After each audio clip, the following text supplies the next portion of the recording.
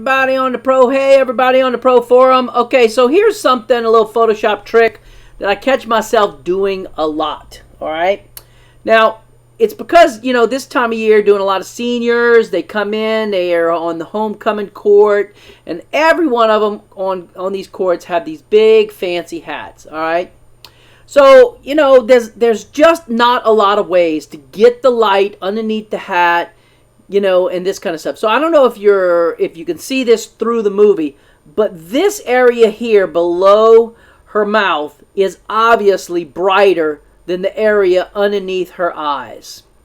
So, you know, you could dodge and burn, but I find that when you do that, it gets very destructive, and it also, it just never looks right.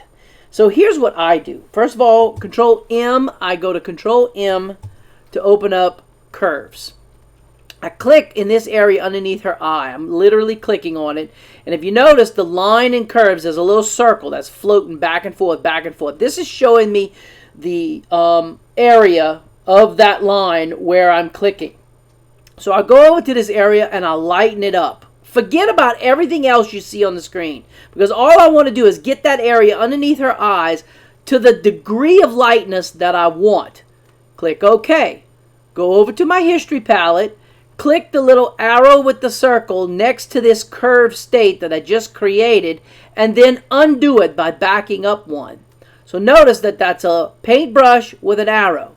Now you come over to your palette over here, notice there's a paintbrush with an arrow. So whenever I paint with this brush, I am going to paint that curved state that I put the paintbrush with the arrow next to in my history palette. So now, at about 50% opacity, I just start wiping in these dark areas underneath her eyes, including her eyes. And it's just like I'm turning on the lights. So that was one pass. Now, so that was 50%. So now this is 50% of the 50%.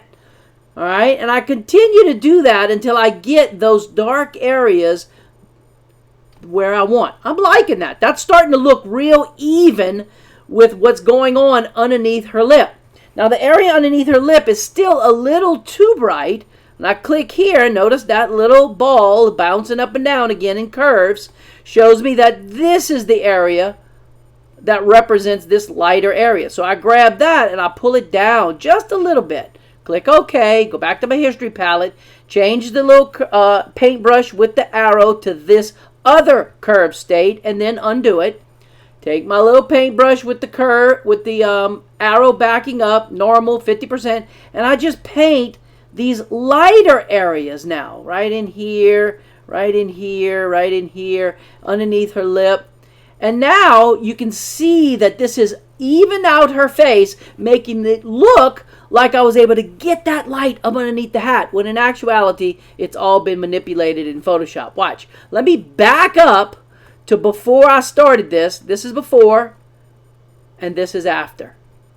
This is before. See how dark it is underneath there? And this is after. See how much more even it is? One more time. Before, and then after. All right, you might have to back this up and watch it 2-3 times to really get the whole vast appeal of what I'm doing here, and to really give you an idea of how it can be used in your workflow. Hopefully this helps. We'll talk to y'all tomorrow. Bye.